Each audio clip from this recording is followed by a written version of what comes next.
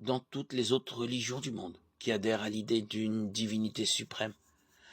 La miséricorde de cette divinité s'exerce toujours au détriment de la justice. Par exemple, dans l'islam, Allah peut accorder sa miséricorde à un individu, mais il le fait en annulant les sanctions de la loi qui a été violée. En d'autres termes, la punition du délinquant qui lui était due est écartée afin que la miséricorde puisse être accordée.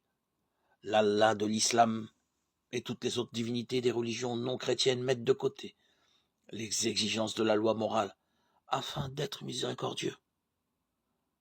La miséricorde est considérée comme étant en contradiction avec la justice. En un sens, dans ces religions, le crime peut effectivement payer.